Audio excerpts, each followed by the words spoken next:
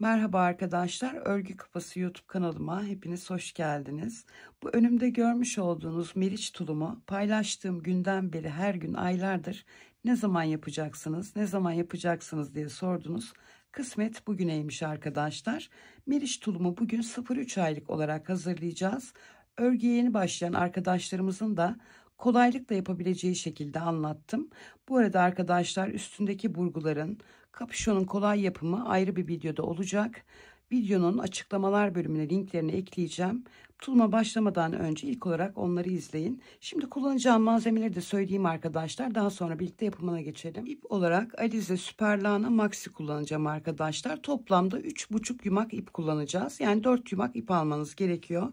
Şiş olarak 5,5 numara ve de 4,5 numara şiş kullanacağız. Eğer eliniz çok sıkıysa 6 numara arkadaşlar, ana bedeni örmek için şiş kullanabilirsiniz. Malzemelerimiz bunlar. Bu arada arkadaşlar lütfen paylaşım yapmayı unutmayın. Videolarımı paylaşın. İstediğiniz birçok video var kanalımda.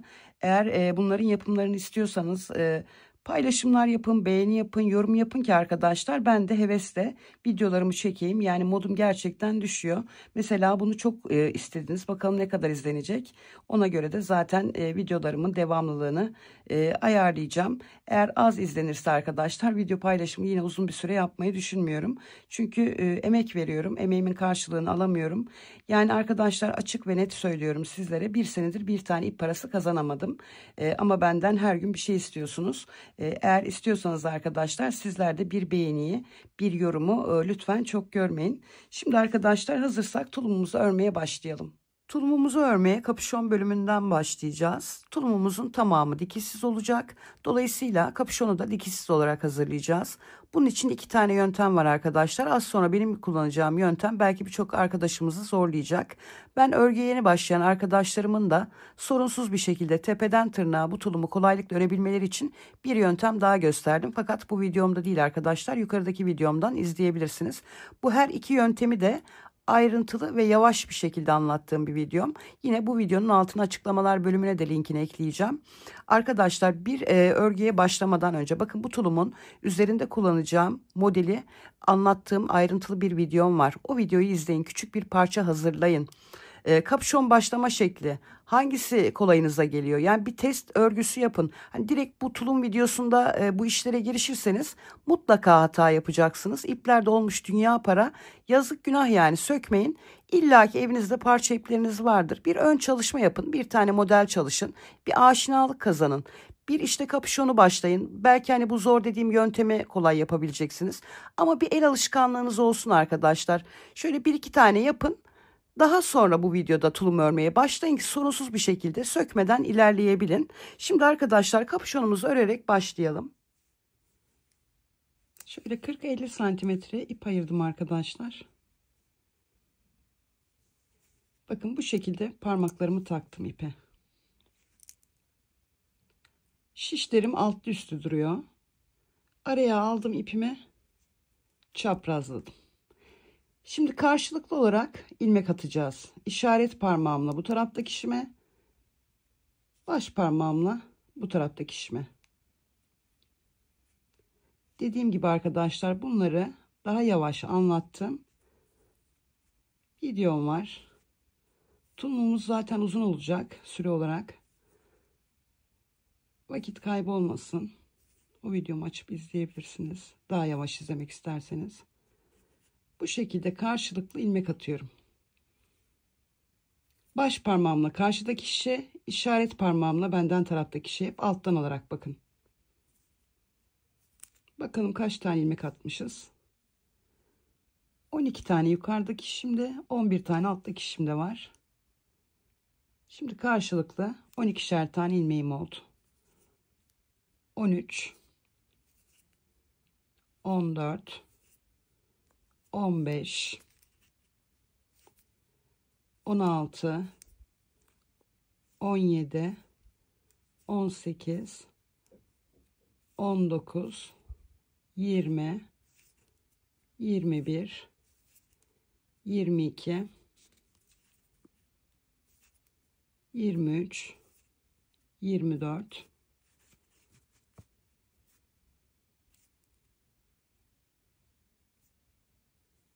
25 ve 26. 26 tane ilmek attım karşılıklı. Yani arkadaşlar 26 bu şişimizde, 26 diğer şişimizde, toplam 52 tane ilmeğimiz var. Bakın en son ilmek attığımız şişimiz bu. Bu ilmek çıkmayacak buradan. Ters çeviriyoruz. Ve son ilmek attığımız şişimize ilmeğimizi bozmadan buradan hafifçe çekiyoruz. Ne kadar çekiyoruz? Karşı tarafı örerken elimiz kasmayacak şekilde çekiyoruz arkadaşlar. Tamamını çekmiyoruz. Buradaki arkadaşlar misinanın tamamını kesinlikle çekmeyin. Burada bir miktar kalacak. Dediğim gibi sadece eliniz kasmayacak şekilde örerken burayı çekeceksiniz. Yeterli gelmezse bir miktar daha çekeceksiniz ama burayı sıfırlamayın. İlk sıra belki zorlayabilir arkadaşlar. İlmeklerimizi haroş olarak öreceğiz. İlmek alış şeklimizden dolayı bu şekilde ilmeklerimizin yönleri değişik olacak. Çapraz girip haroş olarak öreceğiz. Sayalım, doğru ilmek atmış mıyız? İki şişimize de 2, 3, 4, 5,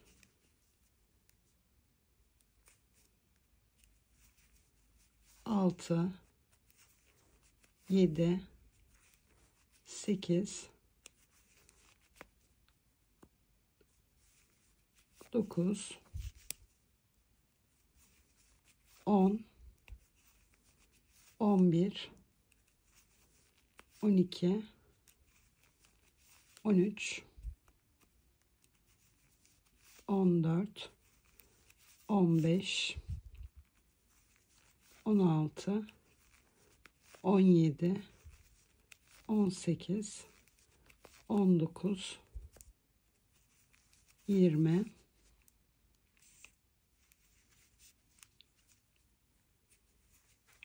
21, 22, 23, 24, 25 ve 26. Toplamda 52 tane ilmek attık. 26 tanesi bu şişimizde, 26 tanesi diğer şişimizde. Şimdi bakın arkadaşlar, burada ipli kısım var. Başlangıç ipimizin olduğu kısım. Burada ip yok. İpin olmadığı tarafta dönüş yapacağız. Karşıya öreceğiz. Bunun için de arkadaşlar bakın şu alttaki misinamızı çekiyoruz. Öreceğimiz tarafın şişini içeri alıyoruz. Ördüğümüz tarafın şişini de çıkartıp yine elimiz kasmayacak şekilde tutuyoruz. Şimdi buradan da devam edeceğiz. Yine çapraz ilmeklerimiz. Sadece bu ilk sıraya mahsus arkadaşlar. İlmeklerimize çapraz girip haroş olarak örüyoruz. Burada da aynı şekilde 26 tane ilmeğimizin olması gerekiyor. 4, 5, 6, 7, 8, 9, 10, 11, 12,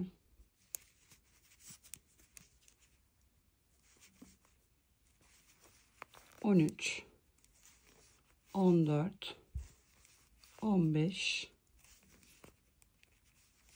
16, 17, 18, 19, 20, 21, 22,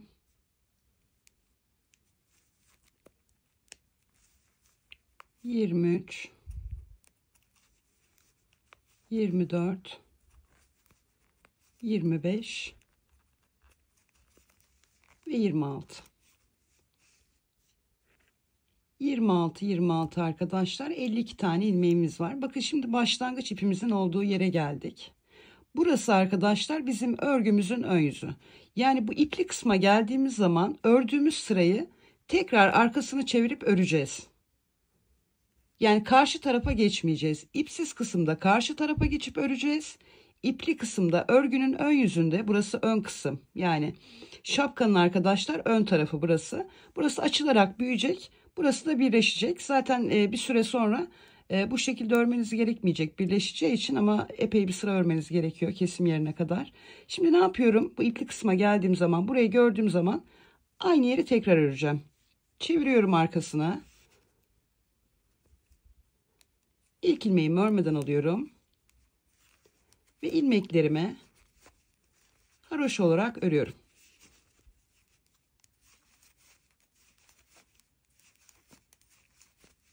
Sona kadar öreyim.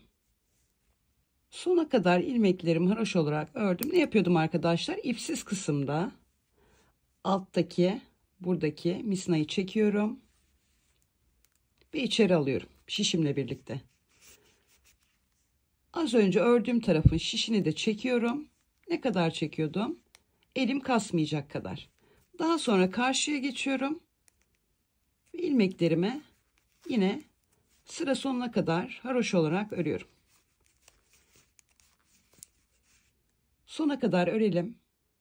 Evet arkadaşlar, ipli kısmıma kadar ilmeklerimi haroşa olarak ördüm. Ne yapıyordum ipli kısmımı gördüğümde?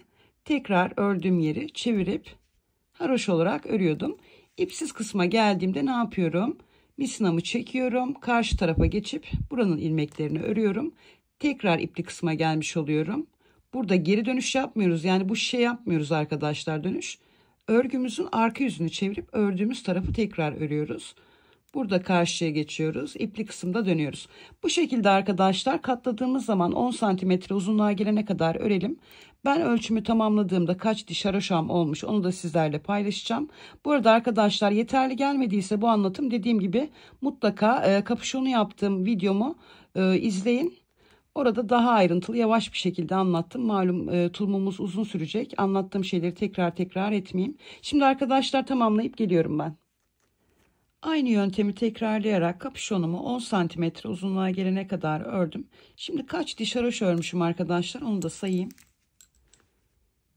2, 4, 6, 8, 10, 12, 14, 16, 18, 20, 22, 24. 24 diş haroşa olarak örmüşüm. Bakın burası bizim kapüşonumuzun ön yüzü arkadaşlar. Şimdi kesimlerimiz olacak. Kesimlerimizi bir ön yüz bir arka yüz olarak bir kez göstereceğim. Daha sonra aynılarını tekrar edeceğiz. Yani bu iki sırada ne yapıyorsam arkadaşlar, aynı işlemleri tekrar ederek devam edeceksiniz. Şimdi ilmeklerimizi ayıralım. 22 tane ilmek sayıyorum. 2, 4, 6, 8, 10, 12, 14, 16, 18, 20, 22. 22 ilmek ayırdım. Buraya bir tane ayraç takıyorum. 22 ilmeğimizin yanına bir tane ayraç takalım. Şimdi ortada 8 tane ilmek ayıracağız arkadaşlar. Bu arada bu misnayı artık çekebiliriz. Kasmayacak. Birleştirip örebiliriz. Şimdi 2, 4, 6, 8 tane ilmeğimizi ayırdık. Buraya da bir tane ayraç takalım. Bir 22 ilmek de bu tarafta kalacak. 2, 4, 6, 8, 10, 12, 14, 16, 18, 20, 22. Şimdi arkadaşlar ön yüzümüzde kesimlerimizi yapacağız. Arka sıramızda farklı hiçbir işlem yapmadan ilmeklerimizi sadece haroşa olarak öreceğiz. Şimdi kesimlerimizi yaptığımız yere de bir tane ayraç takacağım ki ön yüzü karıştırmayın. Şimdi burası bizim örgümüzün ön yüzü. Ayraç taktığımız yere kadar haroşalarla gideceğiz. Sadece ayracın önünde 2 tane ilmek kalınca arkadaşlar örgümüzün ön yüzünde kesim işlemi yapacağız.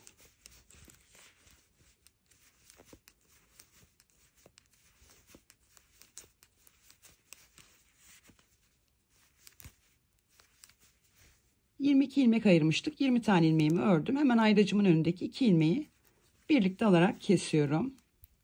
Ayracımı aldım buraya. Aradaki 8 ilmek üzerinde işlem uygulamıyoruz. Bunları sadece haroşa olarak örüyoruz. 3, 4, 5, 6, 7 ve 8. Ayracımı aldım bu tarafa. Burada da arkadaşlar ayraçtan sonra 2 ilmeği birlikte alarak kesiyoruz. Şimdi buraya bir tane ayraç takalım yine. Bu ayraç bizim örgümüzün ön yüzünde olduğumuzu gösteriyor arkadaşlar. Bu ayracı gördüğümüzde ayraçlarımızın önünde 2 tane ilmek kaldığında bu tarafta keseceğiz. Burada da ayraçtan sonraki 2 ilmeği keseceğiz. Bunu sadece bu ayracın takılı olduğu yüzde, yani örgünün ön yüzünde yapacağız. Kesimimizi yaptık. Buradan da arkadaşlar sıra sonuna kadar haroşa olarak devam edeceğiz. Örelim, sıramızı tamamlayalım. Evet arkadaşlar, sıra sonuna kadar ilmeklerimi haroşa olarak ördüm. Şimdi örgümün arka yüzündeyim. Arka yüzümde arkadaşlar herhangi bir artırma ya da eksiltme işlemi yapmadan sadece ilmeklerimin tamamını haroşa örgü olarak öreceğim. Lütfen buna dikkat edin arkadaşlar. Örgünün arka yüzünde eksiltme işlemi yapılmayacak. İlmekler haroşa olarak örülecek. Kesimlerimizi sadece ayraç taktığımız örgümüzün ön yüzünde yapacağız. Bakın, herhangi bir kesim işlemi yapmıyorum. İlmeklerimi sadece haroşa olarak örüyorum.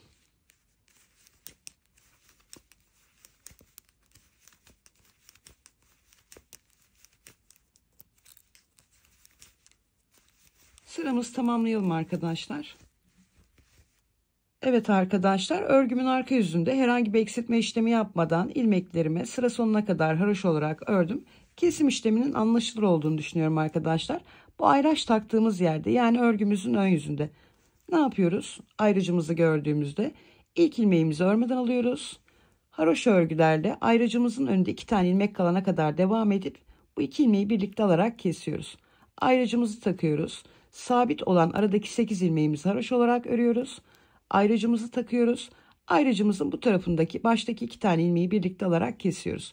Daha sonra haroşa örgülerle sona kadar devam ediyoruz. Ayraç takılı olmayan yerde, yani örgümüzün arka yüzünde ilk ilmeği örmeden alıyoruz. Daha sonra ilmeklerimizde herhangi bir işlem yapmadan sıra sonuna kadar haroşa olarak örüyoruz. Şimdi arkadaşlar, kesimlerimize bu şekilde devam edeceğiz. Ta ki şişimizde toplam 32 tane ilmek kalana kadar. Şimdi tamamlayıp gelelim arkadaşlar. Daha sonra birlikte devam edelim. Evet arkadaşlar, şişimde 32 tane ilmeğim kalana kadar kesimlerimi aynı şekilde yaptım. Şimdi ayrımlarımızı yapacağız. Kapüşonla birlikte ilk olarak kol bedenleri ve arka beden örülecek arkadaşlar, belli bir uzunluğa gelene kadar. Daha sonra ön bedeni örüp ekleme yapacağız ve daha sonra bütün halinde devam edeceğiz. Şimdi baştan 7 tane ilmeğimizi ayıralım. 1, 2, 3, 4, 5, 6 ve 7. Yanına bir tane ayraç takalım. 3 tane ilmeğimizi ayıralım. 1, 2, 3. Yanına ayracımızı takalım.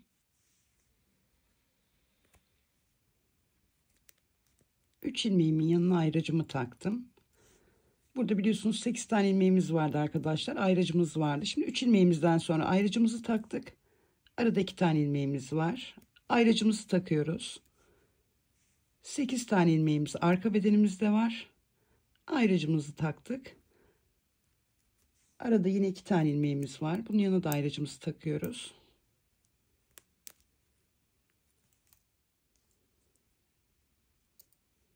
Üç ilmek ayırıyoruz. Bunun yanına da ayracımızı takalım. Kenarda da 7 tane ilmeğimiz var. 2, 4, 6, 7. Baştan söyleyeyim arkadaşlar, yine 7 tane ilmek ayırdık. Yanına bir tane ayraç taktık. Arada 3 tane ilmeğimiz var. Yanında ayracımız var. Arada 2 tane ilmeğimiz var. Yanında ayracımız var. Arada 8 tane ilmeğimiz var.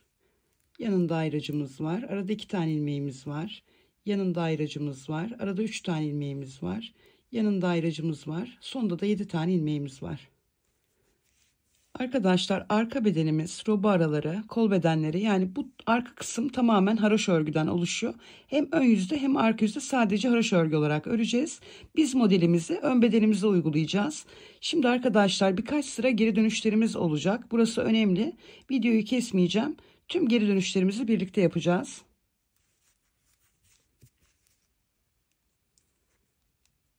İlk ilmeğimi örmeden alıyorum.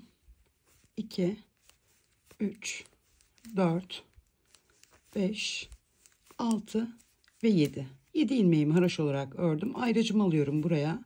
Hemen buradan arkadaşlar bir tane ilmek kaldırıp artış yapıyorum. Artışınızı bu şekilde de yapabilirsiniz. Fark etmez. Artışımı yaptım. Yine haroşa örgülerle devam ediyorum. İkili ayraçlarıma geldim. Yine aynı şekilde ilmek kaldırıyorum. Bir tane artış yapıyorum. Ayracımı aldım buraya. Aradaki 2 tane ilmeği haroş olarak örüyorum. Ayracımın diğer tarafından da bir tane artış yapıp 8 ilmeğimi haroş olarak örüyorum.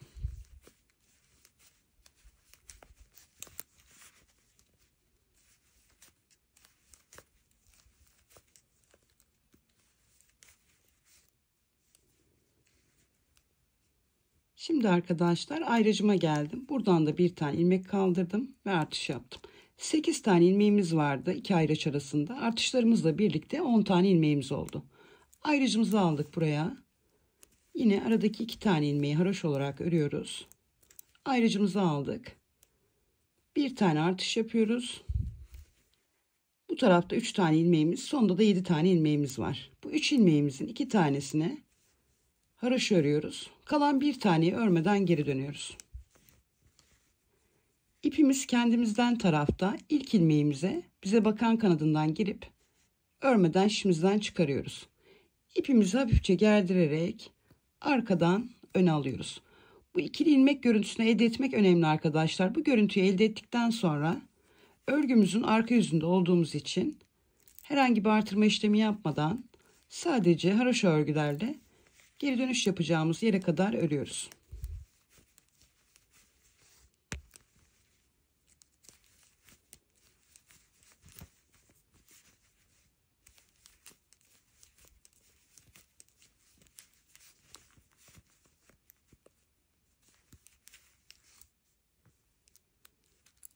Ayracımızı aldık buraya. Yine devam ediyoruz.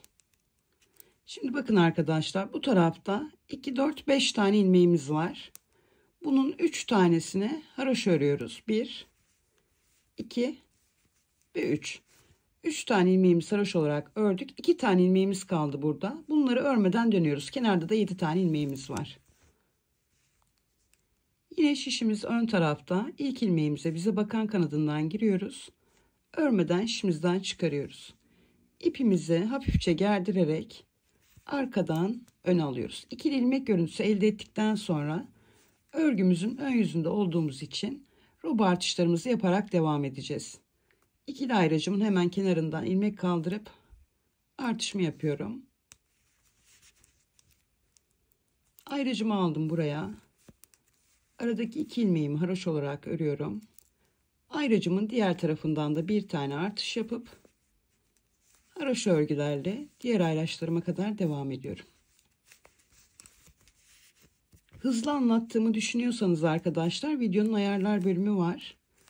Daha yavaş da izleyebilirsiniz. Video uzun olmasın diye ben standart bir ayarda çekmek durumundayım. Şimdi ayracıma geldim. Hemen artışımı yapıyorum. Ayracımı aldım buraya. Aradaki 2 tane ilmeğimi haroş olarak örüyorum. Ayracımın diğer tarafından da bir tane artış yaptım. Artışımdan sonra 1 ve 2. 2 ilmeğimi haroş olarak ördüm. Bakın arkadaşlar, buradaki ilmeğimiz bir önceki sırada geri dönüş yaptığımız ilmeğimiz. İkili gibi duruyor. Aslında bu tek ilmek.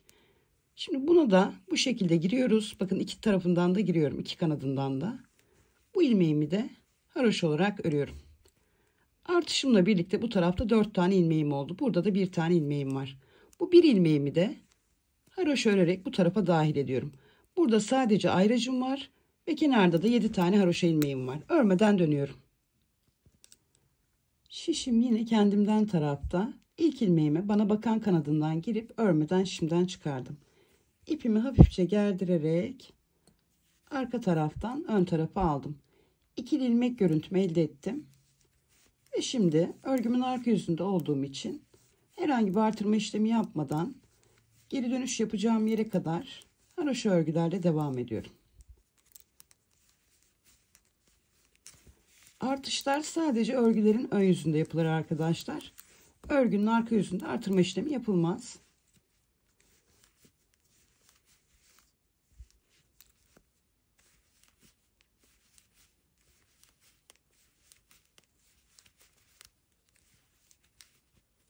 Ayracıma geldim. Yine aradaki 2 tane ilmeğimi ördüm.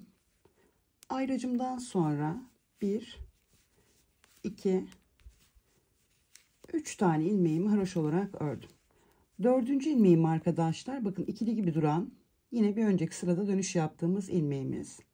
Bu 3 ilmekten sonra bu ilmeğimizde yine 2 kanadına girip haroşa olarak örüyoruz. Bu tarafta 2 tane ilmeğimiz var.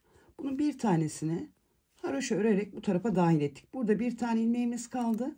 Kenarda da 7 tane ilmeğimiz var. Bunları örmeden dönüyoruz.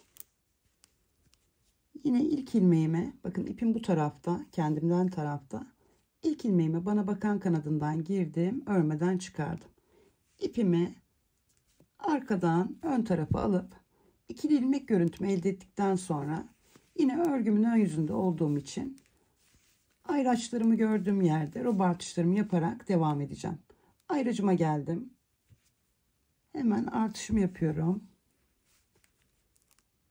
Ayracımı aldım buraya. Aradaki 2 tane ilmeğimi haroşa olarak örüyorum. Ayracımın diğer tarafından da bir tane artış yapıyorum. Ve haroşa örgülerle devam ediyorum.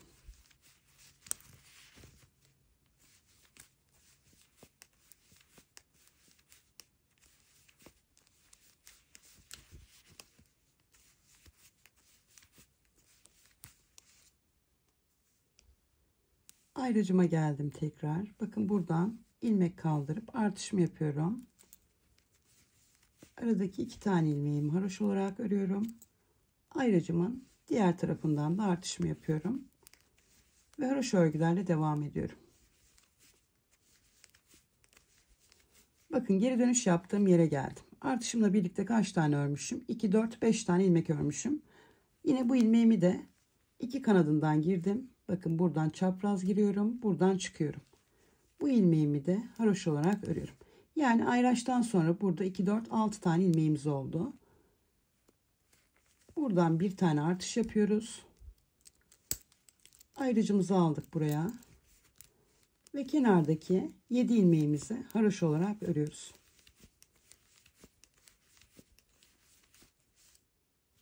Örgümüzün arka yüzündeyiz.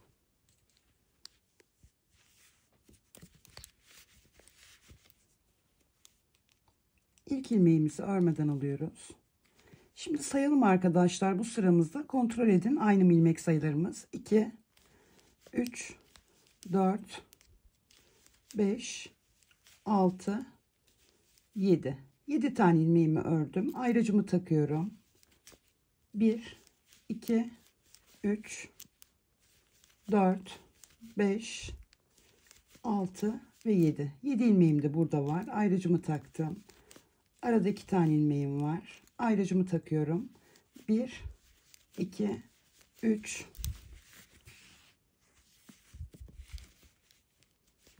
4, 5, 6, 7, 8, 9, 10, 11, 12, 13, 14 tane ilmeğim var. Ayracımı taktım. Arada 2 tane ilmeğim var. Ayracımı takıyorum. 1, 2, 3, 4, 5. Bakın ikili gibi duran ilmeğim 6 ve sondaki ilmeğim 7. 7 tane ilmeğim var. Ayracımı takıyorum. 1, 2, 3, 4, 5, 6 ve 7. 7 ilmeğim de burada var.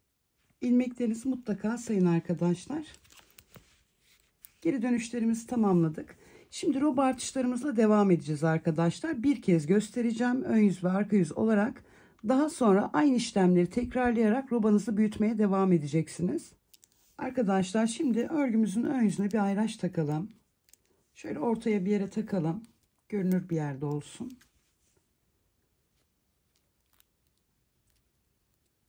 Bu ayracı her gördüğümüzde artış yapacağız. Yani burası bizim örgümüzün ön yüzü. Bu ayracı gördüğümüzde artışlarımızı yapacağız. Arka yüzde bu ayracı görmeyeceğiz. Arka yüzde herhangi bir artırma işlemi yapmayacağız. Ayracı mutlaka takalım yalnız. Çünkü hem örgümüzün ön yüzünde hem de arka yüzünde sadece haroşa örgü örüyoruz. ön yüzde mi artış yaptınız, arka yüzde mi yaptınız karıştırırsınız. Ya da her iki yüzde de yapabilirsiniz ön yüz sanıp. Şimdi bu ayracımızı gördük. Ne yapıyoruz? Burası bizim örgümüzün ön yüzü. Roba artışlarımızı yaparak bu sıramızı tamamlayacağız. Arkadaşlar iyi izleyelim. Dediğim gibi her örgünüzün ön yüzüne geldiğinizde yapacağınız işlem bu olacak. Kenardaki ilmeklerimizi ördük. Tekli takılı ayracımızın kenarından sadece bir tane artış yapıyoruz. Ve ikili ayraçlara kadar yine haroşa örgü olarak devam ediyoruz. İkili ayraçlarımızı gördüğümüzde hem sağ tarafından hem de sol tarafından bir tane artış yapıyoruz. Artışımı yaptım. Aradaki iki tane ilmeğimi örüyorum. Ayracımı aldım buraya. Buradan da bir tane artış yaptım. Yani hem sağ tarafından hem sol tarafından bir tane artırdım. Şimdi yine ayraçlarımı gelene kadar haroşa örgülerle devam ediyorum.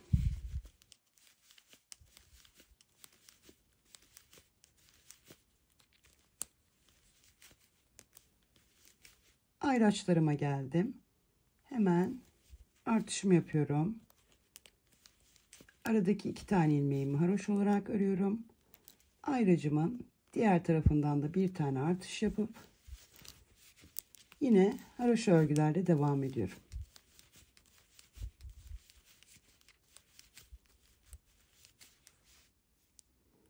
Tekli ayracıma geldim. Tekli ayraçlarımın da kenarından bir tane artış yapıyorum sadece.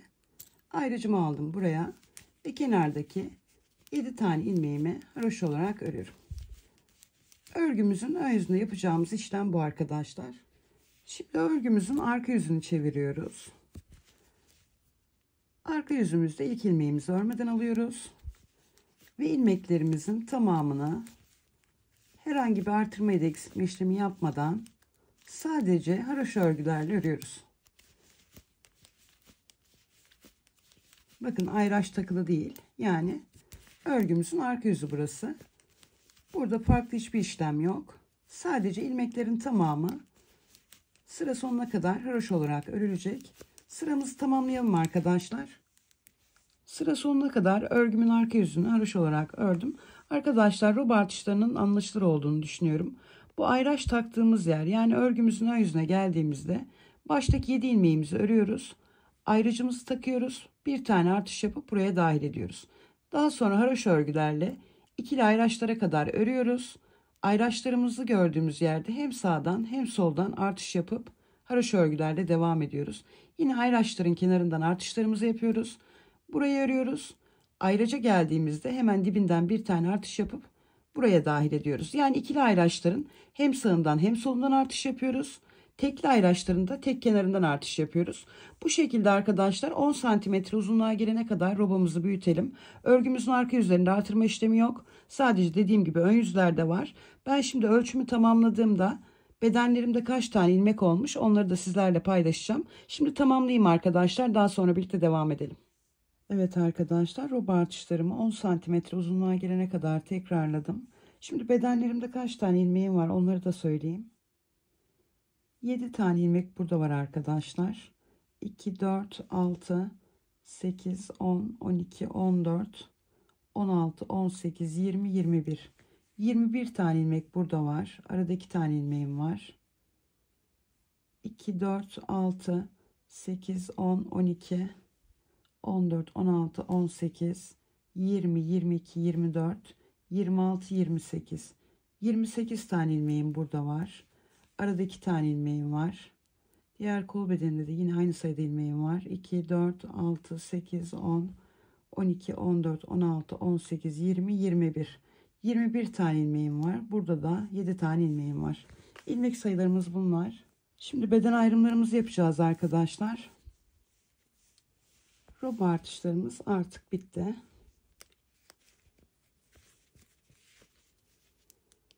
İlk ilmeğimi örmeden alıyorum. 2, 3, 4, 5 ve 6. 6 tane ilmeğimi haroşa olarak ördüm. Buradaki ilmeğimi arkadaşlar kol bedenime dahil edeceğim. İsterseniz bir iğneye ip geçirip ilmeklerinizi ipin üzerine de alabilirsiniz. Ya da benim gibi tığ ile arkadaşlar toplayabilirsiniz. Hangisi kolayınıza geliyorsa. Bu ilmeğime girdim. Bir tane zincirle sabitledim. Ve diğer ayracıma kadar ilmeklerimi kaydırarak toplayacağım.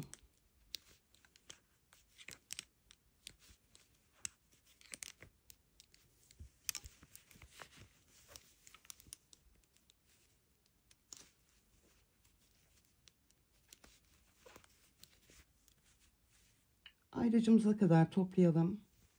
Ayracıma kadar ilmeklerimi topladım. Ayracımı çıkarıyorum. İki ayraç arasında 2 tane ilmeğimiz vardı. Bir tanesine yine kol bedenime dahil ediyorum. Diğerine bedenime dahil edeceğim. 2 tane zincirle sabitledim. Ve ipimi kesiyorum. Kol bedenimizde 21 tane ilmek vardı arkadaşlar. Hem sağdan hem soldan birer tane ilmek dahil ettik. 23 ilmekle kol bedenimizi kapattık. Şimdi burada 2, 4, 6 tane ilmeğimiz var. 2 tane ilmek artış yapacağız. 1 ve 2. Şimdi bedenimizi birleştireceğiz. Arada bir tane ilmeğimiz kaldı. Artık ayraca ihtiyacımız yok arkadaşlar. Şimdi diğer ayraçlarımıza kadar yine haroşa örgülerle devam edeceğiz. Ayracımıza kadar örelim. Ayracıma kadar ilmeklerimi haroşa olarak ördüm. Ayracımı çıkarıyorum. 2 tane ilmeğimin bir tanesini bedenime dahil edeceğim. Diğerine kol bedenime. 21 tane ilmeğimiz vardı. Bir tane buradan alacağız. Bir tane de bu taraftan alacağız. Ve 23 tane ilmek toplayacağız. İlmeklerimi aynı şekilde toplayacağım. İlmeğime girdim. Bir tane zincir çekiyorum. Ve diğer ayracıma kadar ilmeklerimi toplayacağım. Ayracımıza kadar toplayalım. Ayracıma kadar ilmeklerimi topladım. 2, 4, 6, 7 tane ilmeğimiz vardı burada. Ayracımızı çıkarıyoruz. Bir tane ilmek de buradan alıp 2 tane zincirle sabitliyoruz. Burada kaldı 2, 4, 6 tane ilmeğimiz. Şimdi arkadaşlar bir de bu tarafta 2 tane ilmek artış yapacağız.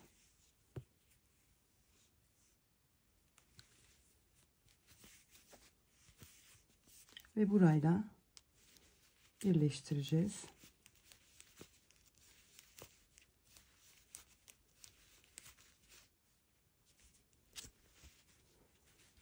Şimdi bedenimizde toplam kaç tane ilmek oldu?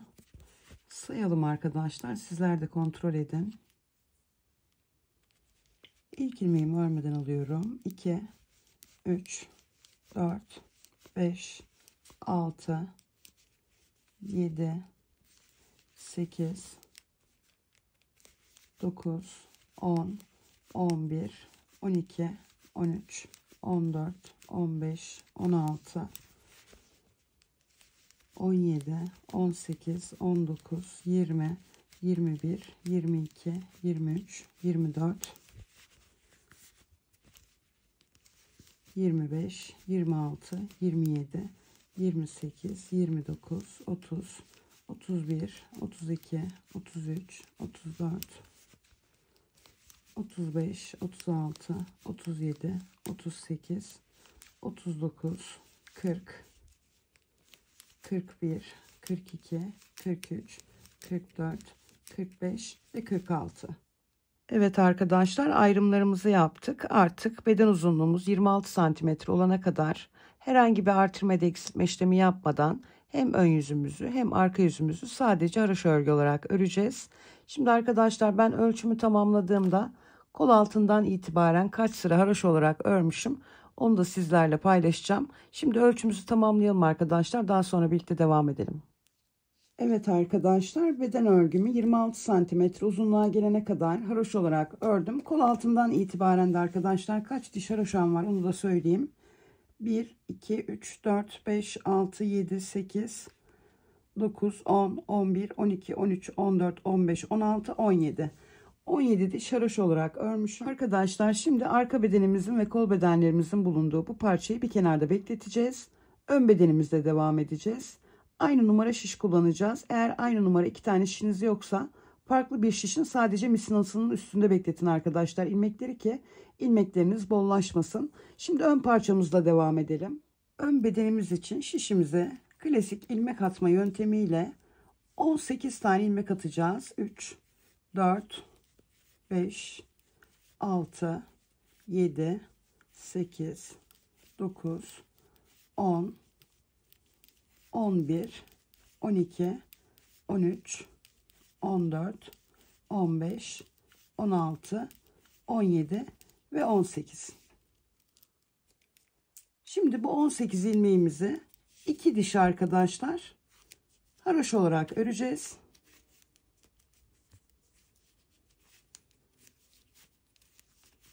Haroşa örgüyü zaten biliyoruz arkadaşlar. Arka bedenimiz boyunca ördük. Şimdi 2 diş haroşamızı tamamlayalım. Evet arkadaşlar 2 diş haroşamı tamamladım. Şimdi ayraçlarımızı takalım. 5 tane ilmek ayırıyoruz. 2, 4, 5. Yanına ayracımızı takalım.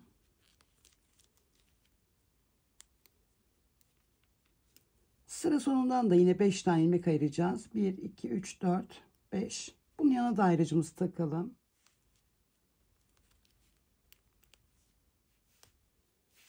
Ön parçamızda iliklerimizi açacağız. Bu baştaki ve sondaki arkadaşlar 5 ilmek. Sürekli hem örgünün ön yüzünde hem de arka yüzünde haroşa olarak devam edecek.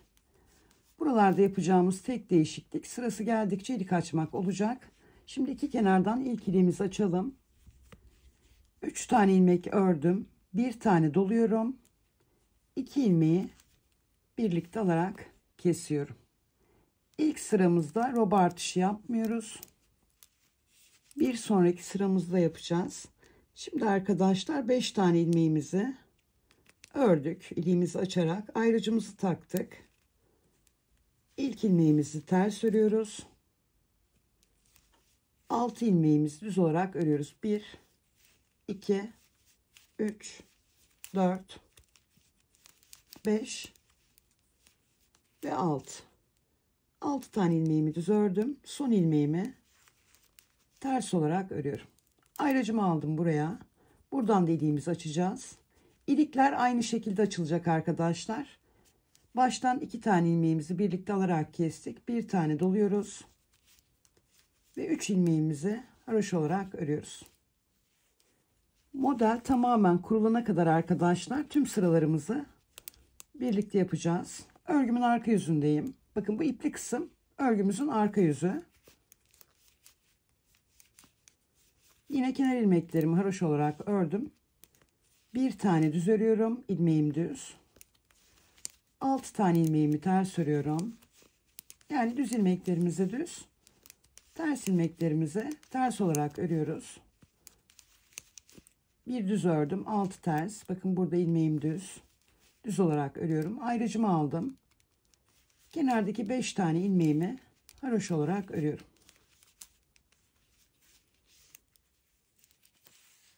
Örgümün ön yüzündeyim. İlk ilmeğimi örmeden aldım. Yine kenar ilmeklerimi haroşa olarak örüyorum. Ayrıcımı aldım buraya. Bir tane artış yapıyorum arkadaşlar. Bu yaptığım artışı ters örgü olarak örüyorum. Bu ilmeğim de ters. 2 tane tersim oldu. Şimdi bakın buradan bir tane artış yapıyorum.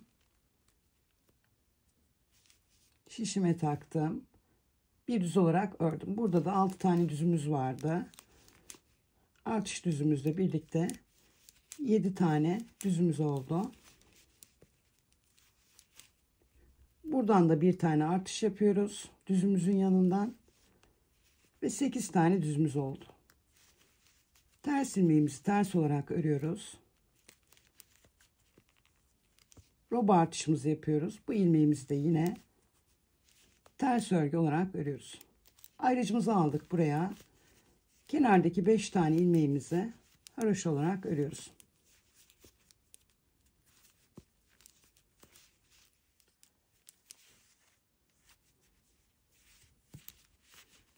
Örgümüzün arka yüzünde arkadaşlar dediğim gibi ne görüyorsak onu öreceğiz.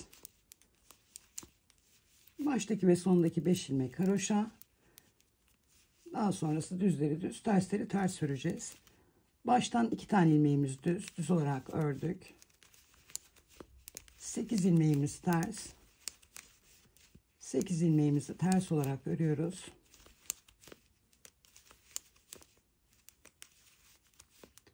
İki ilmeğimiz düz olarak ördük. Ayrıca aldık buraya ve kenar ilmeklerimizi haroşa olarak örüyoruz. Dönüyoruz örgümüzün ön yüzüne. İlk ilmeğimizi örmeden alıyoruz. Yine kenardaki 5 tane ilmeğimizi haroşa olarak örüyoruz. Ayrıcımızı aldık. Ön yüzümüzde olduğumuz için hemen ilmeğimizi kaldırıp bir düz olarak örüyoruz. Bir tane düz ördüm. 2 tane ters. Şimdi bakın arkadaşlar, ortada 8 tane düz ilmeğimiz var. Bunun 4 tanesinin sondaki 2 tanesine şişim ön tarafta giriyorum. Arkadaki 2 ile birlikte şişimden çıkarıyorum. Yönlerini değiştirip 4 ilmeğimi düz olarak örüyorum. 2, 3 ve 4. Diğer 4 ilmeği arkadaşlar şişim arka tarafta. Sondaki 2 tanesine girip öndeki ilmekleri çıkarıyorum. Ve bu 4 ilmeği de yine düz olarak örüyorum. 1, 2, 3 ve 4. 2 ilmeğimi ters olarak örüyorum. Bir tane artış yapıp onu da düz olarak örüyorum. Ayrıcımı aldım buraya. Kenardaki 5 tane ilmeğimi haroşa olarak örüyorum. Örgümün arka yüzünü dönüyorum. İlk ilmeğimi yine örmeden aldım. Kenardaki 5 tane haroşamı ördüm. Ayrıcımı aldım. Arka yüzümde olduğum için ne yapıyorum? Artırma işlemi yapmadan tersi ters, düz olarak öreceğim. İlk ilmeğim ters. 2 ilmeğim düz. 8 ilmeğime ters olarak örüyorum.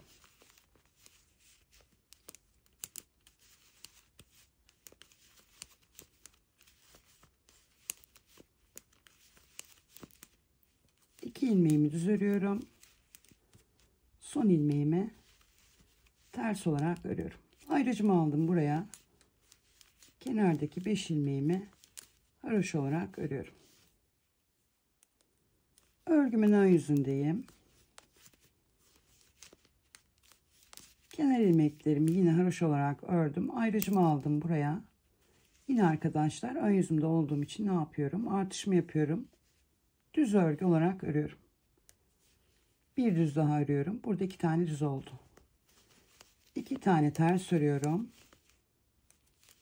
8 ilmeğimi düz olarak örüyorum. 3, 4, 5, 6, 7 ve 8. 8 düzüme ördüm. 2 ilmeğimi ters örüyorum. Son ilmeğimi düz olarak örüp buradan artış yapıyorum. Onu da düz olarak örüyorum. Ayrıcımı aldım buraya. Kenar ilmeklerimi haroşa olarak örüyorum. Son ilmeği ters örüyorum arkadaşlar. İsterseniz haroşa olarak bitirebilirsiniz. Şimdi örgümüzün arka yüzündeyiz. İlk ilmeğimi örmeden aldım. Yine kenar ilmeklerimi haroşa olarak örüyorum. 2 tane tersim var. Ters ördüm. 2 tane düzüm var. 2 düz olarak ördüm. 8 ilmeğimi ters olarak örüyorum.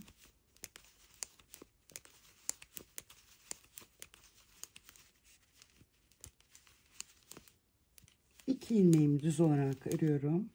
2 ilmeğimi de ters olarak örüyorum. Ayrıcımı aldım buraya. Kenardaki 5 tane ilmeğimi haroşa olarak örüyorum. Örgümün ön yüzündeyim.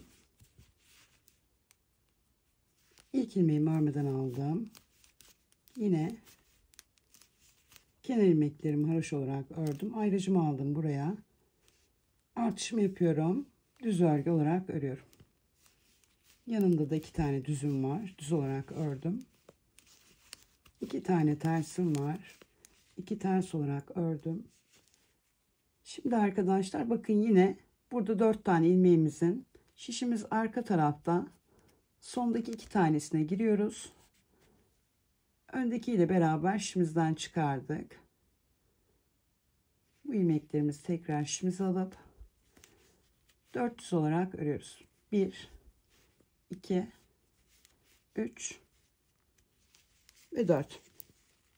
Buradaki 4'ü arkadaşlar şişimiz ön tarafta, sondaki 2 tanesine girip şişimizden çıkarıyoruz.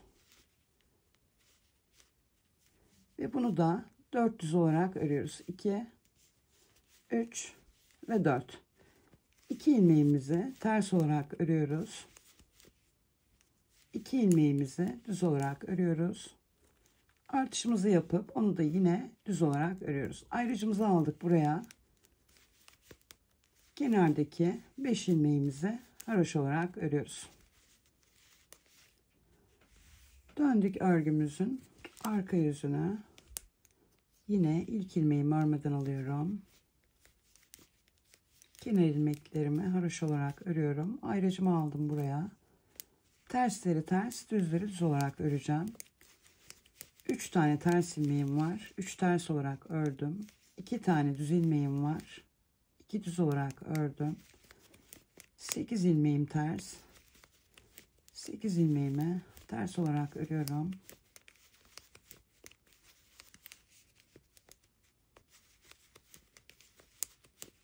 İki ilmeğim düz olarak örüyorum. 3 ilmeğim ters olarak örüyorum.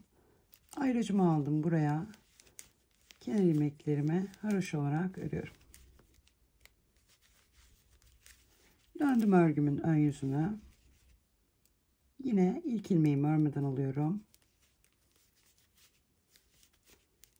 Kenardaki 5 tane ilmeğimi haroşa olarak ördüm. Ayrıcımı aldım buraya.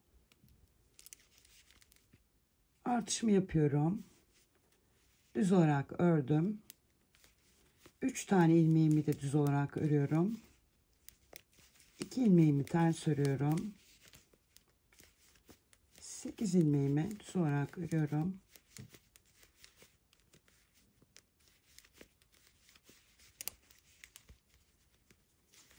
İki ilmeğimi ters olarak örüyorum. 3 ilmeğimi düz olarak örüyorum. Artışımı yapıp onu da düz olarak örüyorum. Ayrıcımı aldım buraya. Kenar ilmeklerimi haroşa olarak örüyorum.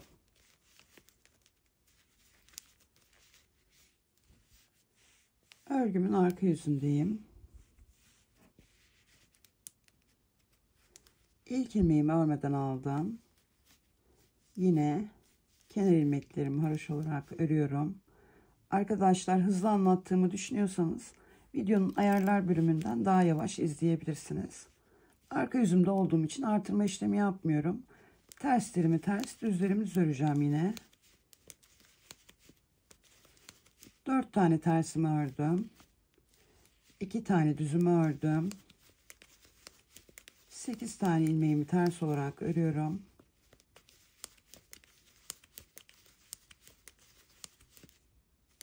2 tane ilmeğimi düz örüyorum. 4 tane ilmeğimi ters olarak örüyorum. Ayrıcımı aldım buraya. Kenar ilmeklerimi haroşa olarak örüyorum.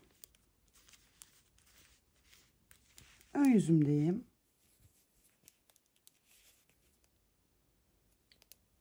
İlk ilmeğimi örmeden alıyorum. Yine kenar ilmeklerimi haroşa olarak örüyorum. Ayrıcımı aldım buraya. Buradan ilmek kaldırıp bir düz örgü olarak örüyorum. Burada 4 tane ilmeğim var arkadaşlar. Şişim arka tarafta. 3. ve 4. ilmeğe girip öndeki ilmeklerimi şişimden çıkarıyorum. Bu taraftaki şişime takıp 400 ilmek olarak örüyorum. 2 3 ve 4. 2 tane ilmeğimi ters örüyorum. Bu 4 ilmeğin arkadaşlar 3. ve 4.'süne şişim ön tarafta giriyorum. İlmekleri şimdiden çıkarıp 400 olarak örüyorum. 1 2 3 ve 4. 4 tane düzümün 3. ve 4.'süne şişim arka tarafta giriyorum. Şişimden çıkarıp tekrar şişim alıp 400 ilmek olarak örüyorum. 2 3 ve 4. 2 tersimi örüyorum. 2 tersimden sonra buradaki 4 tane düz ilmeğin 3. ve 4.'süne şişim ön tarafta girip şişimden çıkarıyorum. Ve bu 4 ilmeği düz örgü olarak örüyorum. 1 2 3 ve 4. Artışımı yapıyorum. Onu da yine düz örgü olarak örüyorum. Ayracımı aldım buraya. Kenar ilmeklerimi haroşa olarak örüyorum. Örgümün arka yüzündeyim. İlk ilmeğimi örmeden alıyorum. Yine kenar ilmeklerimi haroşa olarak ördüm. 5 tane ilmeğimi ters olarak örüyorum.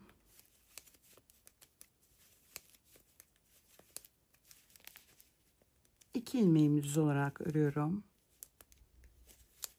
8 ilmeğimi ters olarak örüyorum.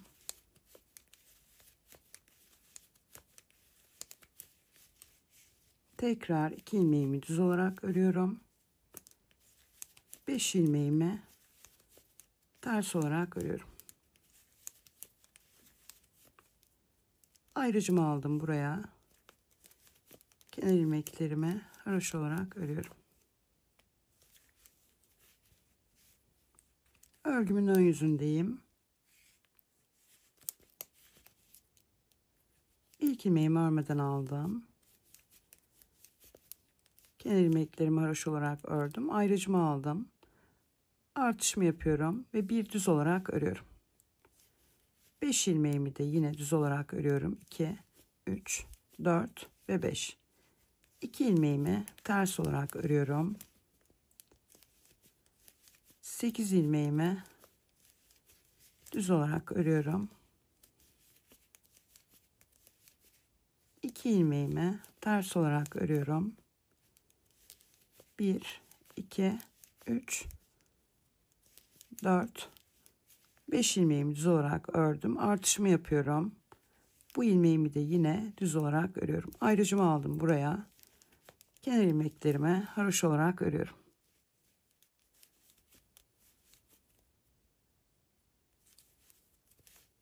Örgümüzün arka yüzündeyiz. Artışlarımız bitip modelimiz tamamen kurulana kadar tüm sıralarımızı birlikte öreceğiz arkadaşlar. Böylelikle hiç zorlanmadan devam edebileceksiniz.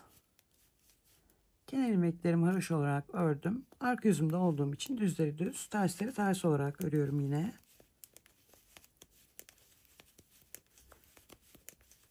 Ayrıcımdan sonra 6 ilmeğimi ters olarak ördüm.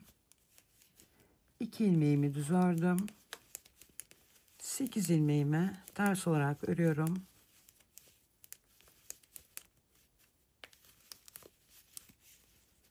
İki ilmeğimi düz örüyorum. Tekrar 6 ilmeğimi ters olarak örüyorum. Ayrıcımı aldım buraya. Kenar ilmeklerimi haroşa olarak örüyorum. Örgümün ön yüzündeyim. Burada arkadaşlar ikinci iliklerimizin sırası geldi. 1 2 3 4 5 6 7 8. 8 haroşa sırası arayla burada açtığımız gibi açacağız iliklerimizi.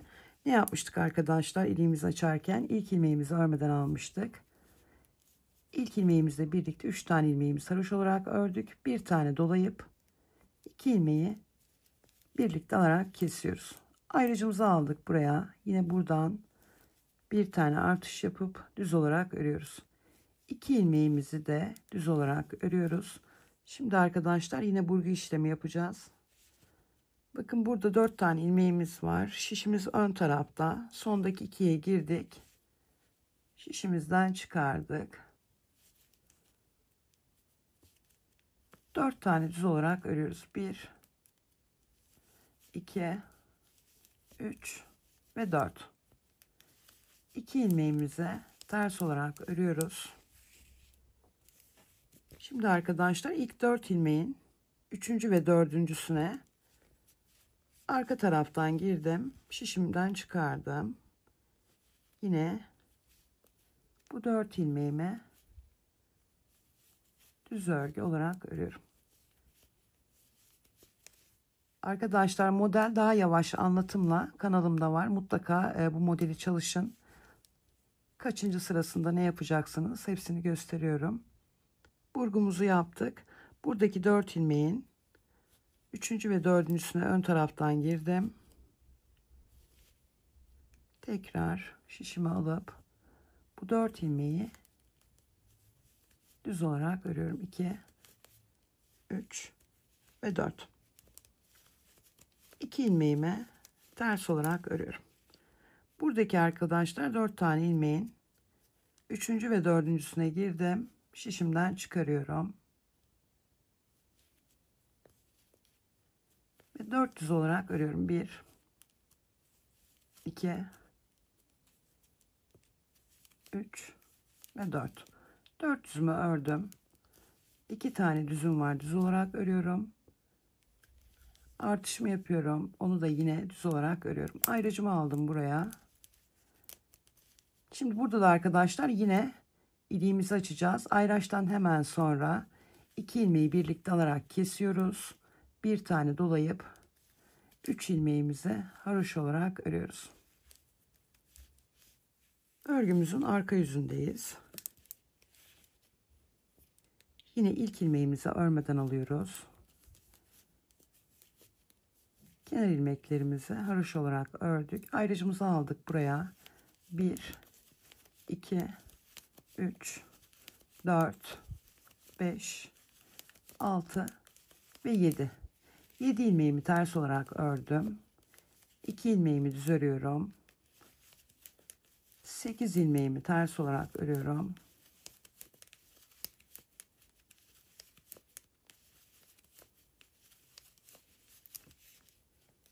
İki ilmeğimi düz olarak örüyorum. 7 ilmeğimi ters olarak örüyorum. 1, 2, 3, 4, 5, 6 ve 7.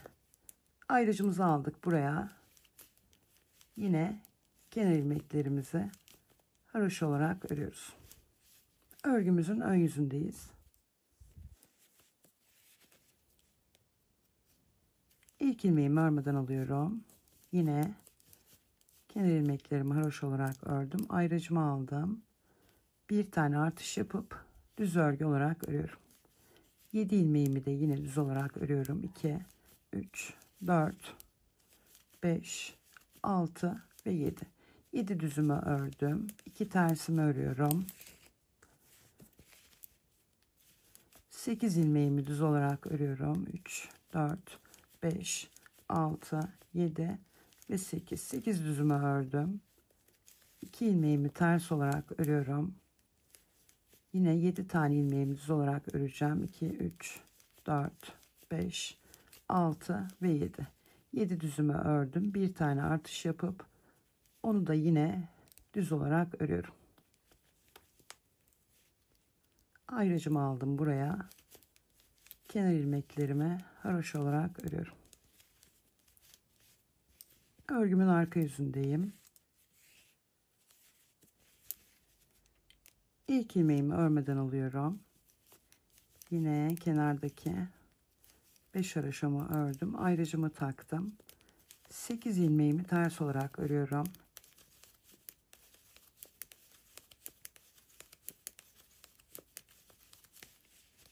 İki ilmeğimi düz olarak örüyorum.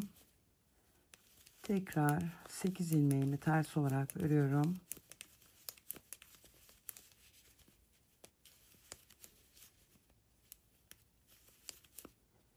2 ilmeğimi düz olarak örüyorum. 8 ilmeğimi ters olarak örüyorum.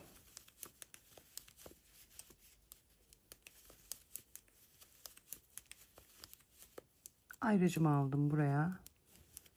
Kenar ilmeklerimi haroşa olarak örüyorum. Örgümün ön yüzündeyim. İlk ilmeğimi örmeden alıyorum. Yine kenar ilmeklerimi haroşa olarak örüyorum. Ayrıcımı aldım buraya. Bir tane artış yapıyorum. Bu artışı arkadaşlar ters örgü olarak örüyorum. Şimdi arkadaşlar bakın buradaki 4 tane ilmeğin 3. ve 4.'sünü ön taraftan girdim. Şişimden çıkardım. Ve bu 4 ilmeği düz örgü olarak örüyorum. Bu taraftaki 4 ilmeğin şişim arka tarafta 3. ve 4.'sünü çıkarıyorum.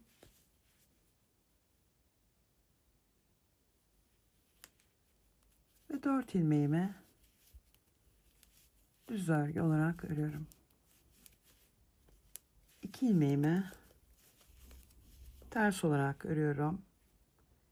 4 ilmeğimin şişim ön tarafta 3. ve 4.'süne girip şişimden çıkardım. 4 ilmeğimi düz olarak örüyorum. Bu taraftaki 4 ilmeğimin 3. ve 4.'süne şişim arka tarafta girdim, şişimden çıkardım. Ve bu 4 ilmeğimi de yine düz örgü olarak örüyorum. 2 tane ilmeğimi ters örüyorum. 4 ilmeğimin 3. ve 4.'süne şişim ön tarafta girdim, şişimden çıkardım. Yine 4 ilmeğimi düz olarak ördüm. 4 ilmeğimin 3. ve 4.'süne şişim arka tarafta girdim. Şişimden çıkarıp bu 4 ilmeğimi de düz örgü olarak örüyorum.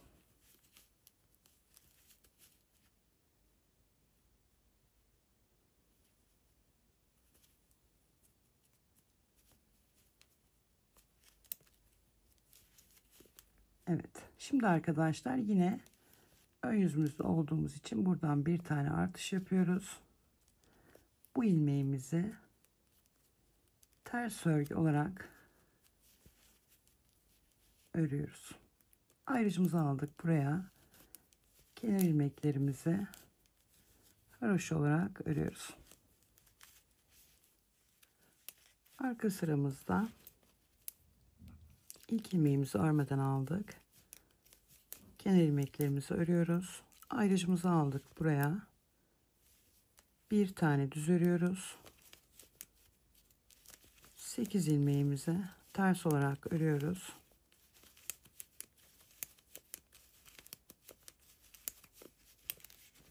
İki ilmeğimizi düz olarak örüyoruz. Tekrar 8 ilmeğimizi ters olarak örüyoruz.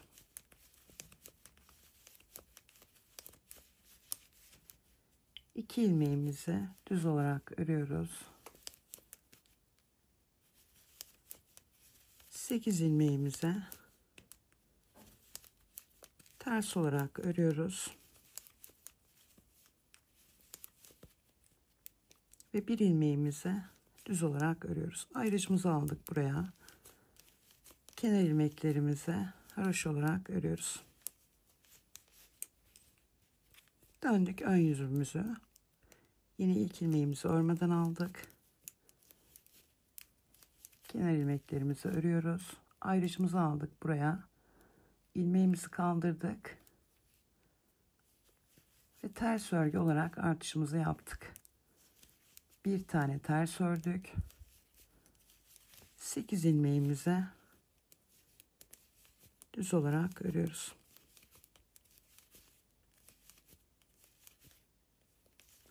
İki tersimizi örüyoruz.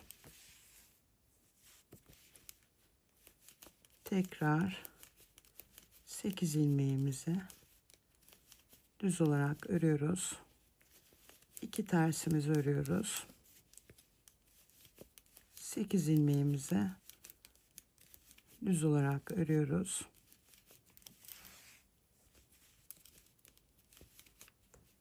Bir tane ters örüyoruz. Bir tane ilmek kaldırıp bu ilmeğimizi de ters örgü olarak örüyoruz. Kenar ilmeklerimizi haroşa olarak örüyoruz. Örgümüzün arka yüzündeyiz. İlk ilmeğimizi örmeden aldık. Yine kenar ilmeklerimizi örüyoruz. Yine gördüğümüzü öreceğiz arkadaşlar. Arka yüzümüzde 2 tane düz örüyoruz. 8 tane ilmeğimizi ters olarak örüyoruz.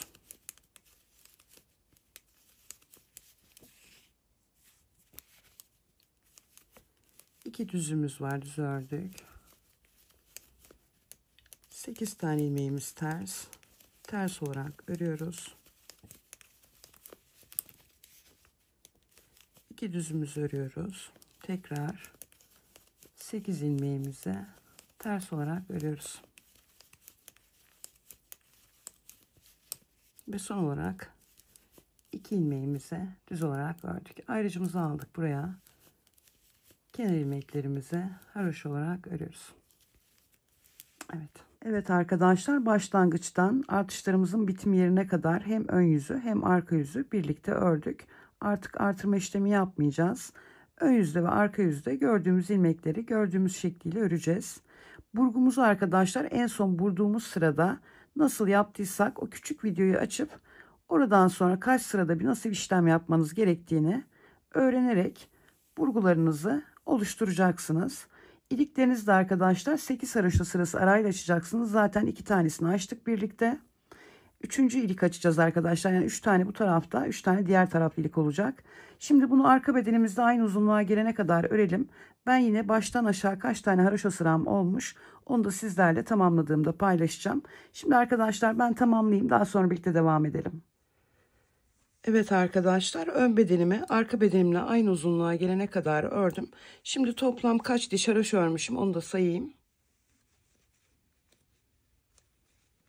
En baştaki 2 tane haroşamızdan itibaren sayıyorum. 1, 2, 3, 4, 5, 6, 7, 8, 9, 10, 11, 12, 13, 14, 15, 16, 17, 18, 19, 20, 21, 22, 23, 24, 25.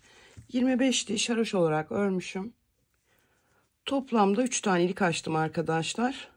Son açtığım ilikten sonra da alt tarafta 7 diş haroşam var. Şimdi bedenlerimizi birleştireceğiz. Bu aşamada arkadaşlar düğmelerinizi dikmiş olun. Şimdi arka bedenimden 5 tane ilmek alacağım. Ve bunu 2 ucu açık bir şişe geçireceğim.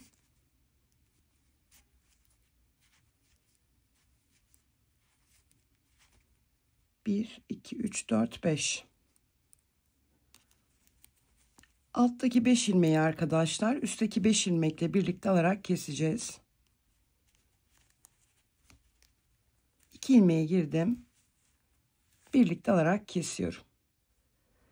Bir ilmek kestik. Şimdi ikinci ilmeğimizi kesiyoruz. Bakın bir tane üstteki şişimden alıyorum. Bir tane alttaki şişimden. 2 ilmeği birlikte alarak kesiyorum. İkinci kesimimizi yaptık. Bir bu şişimden aldım. Bir diğer şişimden. 2 ilmeği birlikte alarak kestim. Üçüncü kesimimizi yaptık. Yine aynı şekilde dördüncü kesimimizi yaptık. Ve son kesimimizi yaptık. Yani 5 tane ilmek kesmiş olduk. Arkadaşlar şimdi burası bizim başlangıç bitiş noktamız. Buraya bir tane ayraç takalım. Bakın 1, 2, 3, 4, 5 tane ilmeğin kenarına ayracımı takıyorum. Şimdi modelimi uygulayarak diğer tarafa geçeceğim.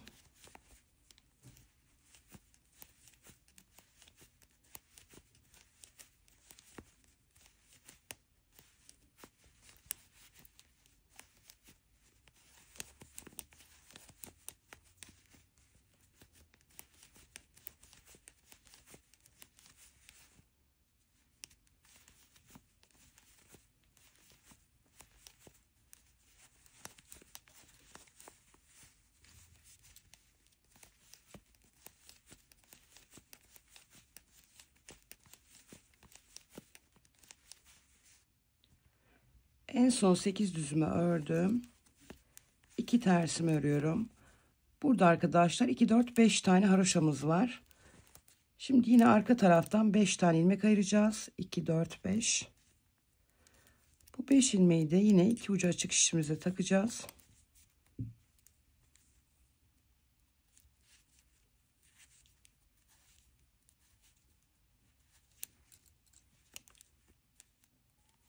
Diğer tarafta olduğu gibi keseceğiz.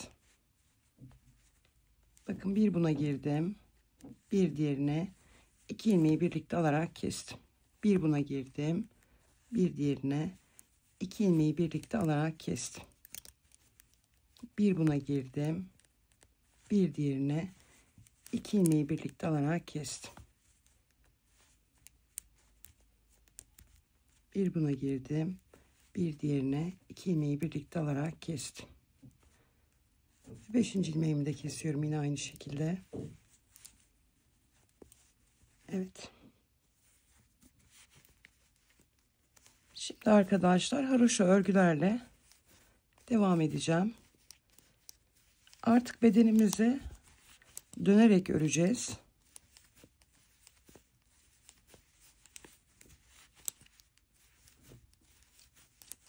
Başlangıç bitiş ayracımıza kadar ilmeklerimizi haroşa olarak örelim arkadaşlar. Başlangıç bitiş noktama kadar ilmeklerimi haroşa olarak ördüm. Örgüye yeni başlayan arkadaşlar bu aşamada eğer değiştirilebilir kullanıyorlarsa misinalı şişlerini 60 santimetre bir misina takarak daha rahat, yani kasmadan sorunsuzca örebilirler. Ama dikişsiz örgü örebilen arkadaşlarımız için zaten 200 santimetrelik misinalı şiş de olsa bu fark etmez. Birleştirme işlemimizi yapıp başlangıç bitiş yerine geldiğimizde biz örgümüzün ön yüzünü ördük arkadaşlar. Yani birinci sıramızı ördük. Şimdi dönerek öreceğimiz için bizim örgümüzün arka yüzü olmayacak. Dolayısıyla örgümüzün arka yüzlerinde yaptığımız işlemlerin tam tersi işlem uygulayacağız. Dönerek yapılan örgülerde, yani dikişsiz örgülerde haroşa bir sıra tam tur düz örülür. Bir sıra tam tur ters örülür arkadaşlar. Daha önce birçok kez anlatmıştım bunu. Şimdi biz birleştirme sıramızda örgümüzün ön yüzünü ördük diye düşünün. Şimdi ikinci sıramızdayız. Zaten ilmekler gösteriyor arkadaşlar. Haroşa ilmekler. Bakın şimdi ilmeklerim 1, 2, 3, 4, 5 tane ilmeğim düz burada. Buralar haroşa olacak arkadaşlar. Yani düz olduğu için düzün üzerine ters olarak devam edeceğim. Yine ayracımızdan sonraki ilk 5 ilmeğimiz haroşa olacak. Birleştirme sıramızda düz ördük. İkinci sıramızdayız. İkinci turumuzda bu 5 ilmeğimizi ters olarak örüyoruz. Yani normalde aslında örgümüzün arka yüzündeyiz. Ne yapıyorduk? Arka yüzümüzdeki 2 tersimizi 2 düz olarak örüyorduk. Ama burada gördüğümüz gibi öreceğiz arkadaşlar. 2 ilmeğimi ters örüyorum. Yine düzümü düz, tersimi ters olarak öreceğim. 8 ilmeğimi düz örüyorum.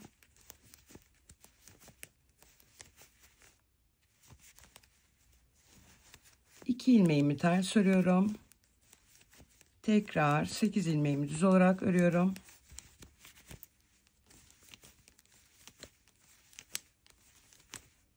İki ilmeğimi ters olarak örüyorum. 8 ilmeğimi düz olarak örüyorum.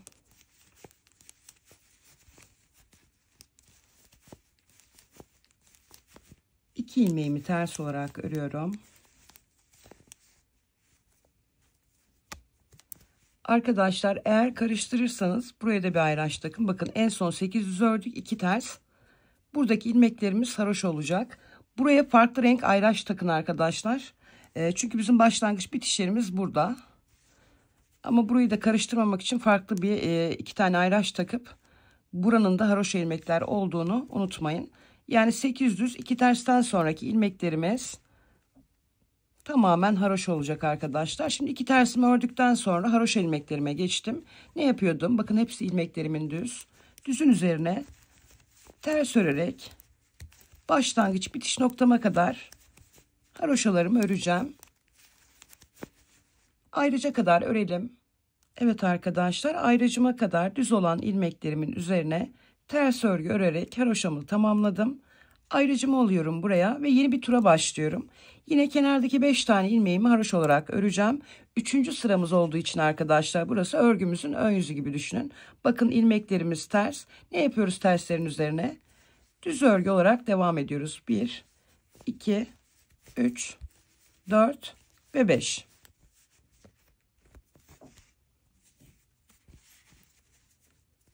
Şimdi arkadaşlar model ilmeklerimle devam ediyorum. Modelimin sırası geldi bu arada.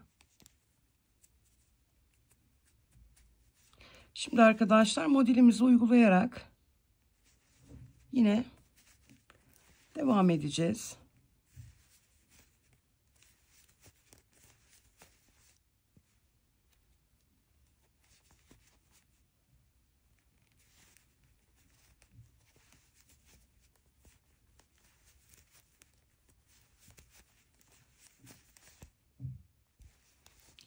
Evet arkadaşlar, şimdi modelimizi uygulayarak yine sondaki 2 tane ilmeğimizi ters öreceğiz ve düz örgülerle yine başlangıç bitiş noktamıza kadar geleceğiz. Tamamlayalım.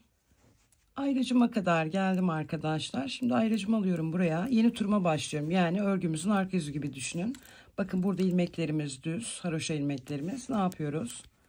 Ters örgü olarak bu 5 haroşamızı örüyoruz. 2, 3, 4 ve 5. Şimdi yine arkadaşlar tersleri ters, düzleri düz olarak öreceğiz. Modelimizde buradaki 2 tersimizden sonra arkadaşlar artık yine ters örgülerle başlangıç bitiş yerine kadar geleceğiz. Tamamlayalım. Ayrıcıma kadar haroşa ilmeklerimi ters olarak ördüm. Şimdi yine arkadaşlar örgümüzün ön yüzünde gibi düşünüyoruz. Çünkü bakın ilmeklerimiz, haroşa ilmeklerimiz ters. 5 ilmeğimizi düz olarak örüyoruz. Ve yine model ilmeklerimizle devam edeceğiz. Tersi ters, düzü düz olarak öreceğiz. Haroşa ilmeklerimizi arkadaşlar düz örgü olarak örüp sıramızı tamamlayacağız. Şimdi arkadaşlar bu şekilde ayrıcımıza kadar örelim. Ayrıcıma kadar ilmeklerimi ördüm. Şimdi örgümüzün arka yüzündeyiz gibi düşünüyoruz. Bakın ilmeklerimiz düz. Ne yapıyoruz? Düz ilmeklerimizin üzerine ters örerek haroşalarımızı oluşturuyoruz. 2, 3, 4 ve 5. 5 tane haroşa ilmeğimi ördüm. Şimdi yine arkadaşlar tersimi ters, düzümü düz olarak öreceğim. Şimdi bu şekilde arkadaşlar ayrıca kadar örelim. Ayrıcıma kadar ilmeklerimi, haroşa ilmeklerimi ters örgü olarak ördüm. Ayrıcımı aldım buraya. Bakın yine ön yüzümüzdeyiz gibi düşünün arkadaşlar. 5 tane haroşamız ters. Ne yapıyoruz? Terslerimizin üzerine düz olarak devam ediyoruz. Şimdi bu sıramız aynı zamanda model sıramız arkadaşlar. Bir eksiltme işlemi yapacağız. Birlikte yapalım. 5 tane haroşamızı ördük düz örgü olarak. 2 tersimizi ters olarak örüyoruz. Burada modelimizi uygulayalım arkadaşlar. Burada kesim yapacağız. Modelimi uyguladım arkadaşlar. 2 tane tersimi ördüm. Ortadaki 8 ilmeklik bölümde kesim işlemimizi yapıyoruz. Şimdi modelimizi önce uygulayalım.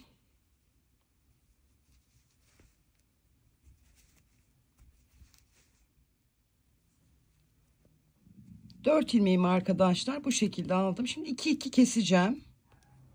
Bakın 1 ve 2. Bu 2 ilmeği birlikte alarak kesiyorum. Tekrar buradaki 2 ilmeği de birlikte alarak kesiyorum. Şimdi buradaki 4 tane ilmek üzerinde de yine modelimi uygulayacağım.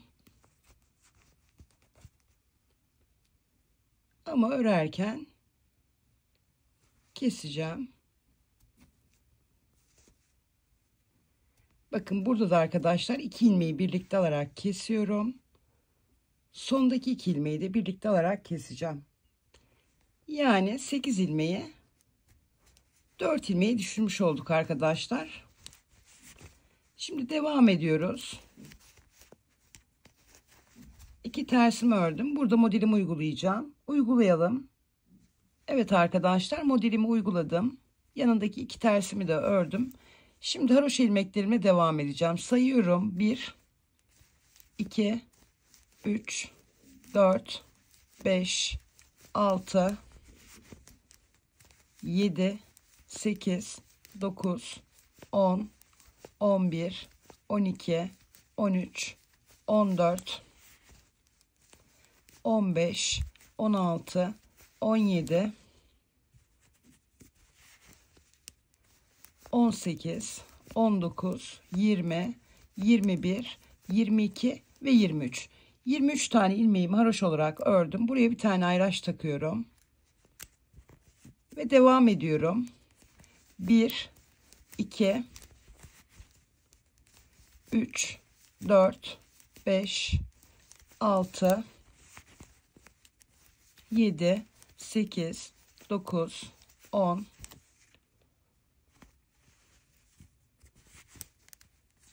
11, 12, 13, 14, 15, 16, 17, 18. Ayracımı aldım buraya.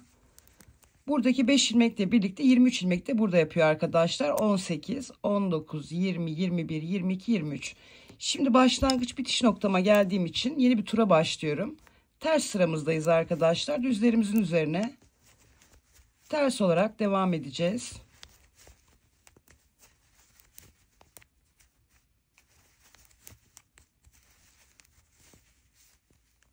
Ters örgülerle ayracıma kadar geldim. Ayracımı alıyorum buraya.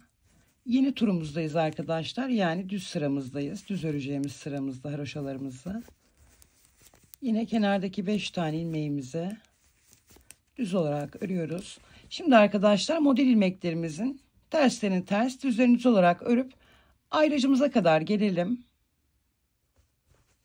Arka bedenime taktığım ayracıma kadar geldim. Ayracımı alıyorum buraya. Buradan arkadaşlar bir tane ilmek kaldırıp düz olarak örüyorum. Şimdi buraya bir tane ayraç takalım yine. Ayracımı taktım buraya. Şimdi arkadaşlar bir tane de buradan artış yapıp düz olarak ördüm. 2 ayraç arasında 2 artış yapmış oldum. 2 tane ilmek ördüm. Şimdi yine arkadaşlar başlangıç bitiş noktama kadar haroşalarımı öreceğim. Örelim. Başlangıç bitiş noktama geldim. Ayracımı alıyorum. Şimdi ters sıramdayım arkadaşlar. Düzlerimin üzerine haroşalarımı ters olarak örüyorum. 2 tane tersim var. Model ilmeğim. Ters örüyorum. 8 tane düzüm var. Düz olarak örüyorum. 2 tane tersim var. Ters olarak örüyorum. 4 tane düz ilmeğim var. Düz olarak örüyorum. Yine 2 tersimi örüyorum. 8 ilmeğimi düz olarak örüyorum. Yine modelime ait 2 tane ilmeğimi ters örüyorum. Haroşalarımın ters sırasında olduğum için ters örgülerle tüm ilmeklerimi arkadaşlar, artış ilmeklerimiz dahil ters örgü olarak başlangıç bitiş noktamıza kadar örelim. Başlangıç bitiş noktama kadar ters örgülerle ördüm. Ayracımı alıyorum buraya. Yeni tura başladım arkadaşlar. Terslerimin üzerine düz olarak 5 ilmeğimi örüyorum. Haroşa ilmeklerimi. Şimdi arkadaşlar burada burgu yapacağız. Burada yapmayacağız. Burada burgu yapacağız. Burgu sıramız çünkü bu. Şimdi burgumuzu yapalım buraya. Burgumu yaptım arkadaşlar. Yanındaki 2 tersimi de ördüm. Ortadaki 4 tane ilmeğimi düz olarak örüyorum. Yine 2 tersimi ördüm. Buraya da arkadaşlar burgumuzu yapalım. Evet arkadaşlar burgumu yaptım. Yanındaki 2 tane tersimi ördüm. Şimdi haroşa örgülerle arka bedenimde takılı ayracıma kadar geldim. Ayracımı alıyorum buraya. Buradan bir tane ilmek kaldırıp düz örgü olarak örüyorum. Aradaki ikimi de düz olarak ördüm. Çünkü haroşamın düz sırasındayım. Buradan da bir tane ilmek kaldırıp onu da yine düz olarak örüyorum. Ayracımı aldım buraya ve yine düz örgülerle başlangıç bitiş noktama kadar geleceğim. Örelim buraya kadar. Ayracıma kadar geldim arkadaşlar düz örgülerle. Ayracımı aldım buraya. Şimdi ters sıramdayım. Düzlerin üzerine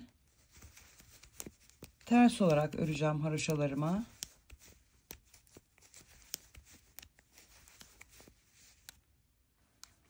Arkadaşlar şimdi yine tersleri ters, düzleri düz olarak öreceğiz. Daha sonra haroşa ilmeklerimize geçip ilmeklerimizin tamamını buradaki ilmeklerimiz de dahil ters örgü olarak başlangıç bitiş yerimize kadar öreceğiz. Tamamlayalım. Ayracıma kadar ters örgülerle geldim. Ayracımı alıyorum buraya. Şimdi arkadaşlar örgümüzün ön yüzü gibi düşünüyoruz yine.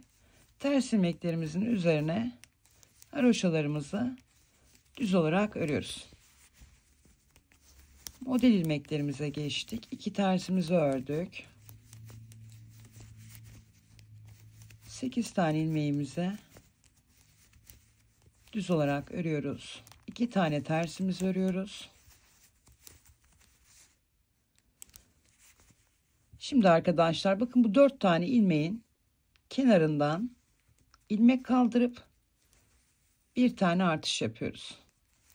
1 2 3 4 tane ilmeğimizi örüyoruz düz olarak.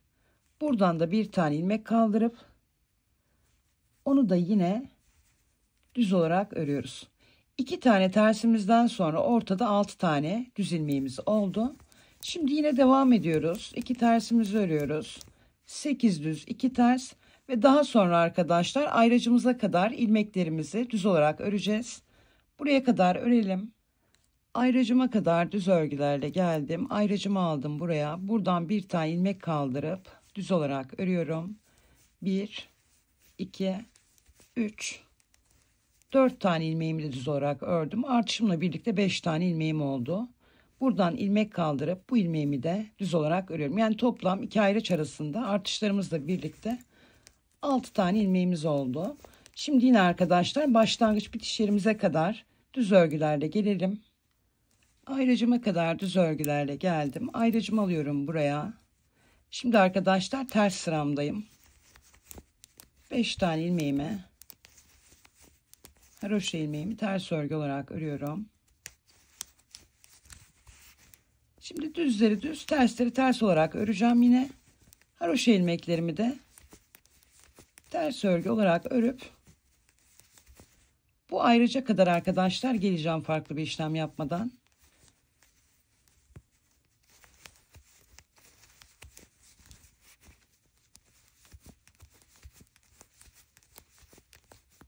Şimdi tamamlayalım arkadaşlar. Ayracımıza kadar gelelim.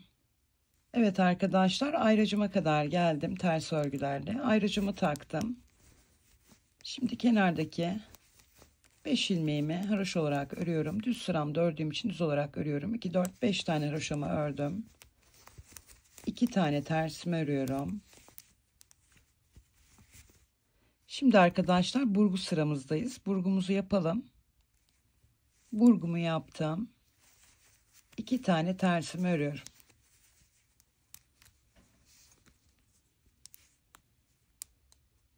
İlk ilmeğime girdim. Bir tane zincirle sabitliyorum. Ve ortadaki toplam 6 tane ilmeğimi kaydırarak bu şekilde toplayacağım.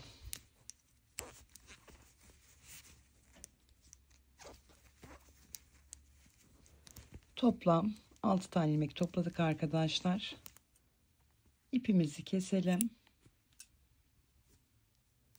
Şimdi arkadaşlar aynı numara bir şiş alıp farklı bir ip takıp devam edeceğiz. 2 tane tersimi örüyorum.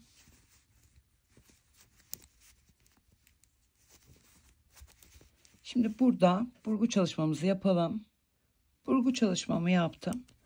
Yine arkadaşlar kenarındaki 2 tane ilmeğimi ters örüp haroşalarımı düz örerek ayracıma kadar geleceğim.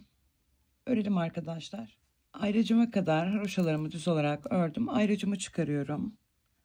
Yine arkadaşlar ilmeklerime toplayacağım. Dediğim gibi bir iğneye ip geçirip bu ilmekleri ipin üzerine de alabilirsiniz ya da benim gibi bu şekilde tığla toplayabilirsiniz.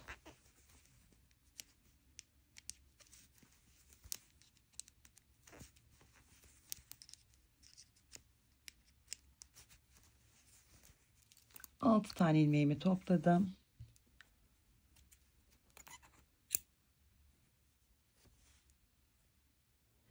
Evet arkadaşlar, A kısmımızın kapatma işlemini yaptık. Artık iki bacak bedenimizi ayırmış olduk. Önce bir tanesini, sonra diğerini bitireceğiz. Arkadaşlar aynı şekilde örülecek. Yani hani bir bacak bedeninde ne yapılıyorsa diğer bacak bedeninde de aynı işlem yapılacak. Yedek şişiniz yoksa arkadaşlar buradaki ilmekleri yine iğne ile ipin üzerine alarak bekletebilirsiniz. Şimdi birleştirmeyi de göstereyim. Daha sonra herhangi bir artırma da eksiltme işlemi yapmadan modelimizi uygulayarak bacak bedenimizi öreceğiz. Karşıdaki ipi arkadaşlar taktım parmağıma. Şimdi burayla birleştireceğim. Yine aynı mantık gidiyoruz. Haroşalarımız tersse düz öreceğiz. Düzse ters öreceğiz arkadaşlar. Bakın burada haroşalarım ters. Ne yapıyorum? Düz olarak örüyorum. Modelimizi yine aynı sıralamayla uygulayacağız.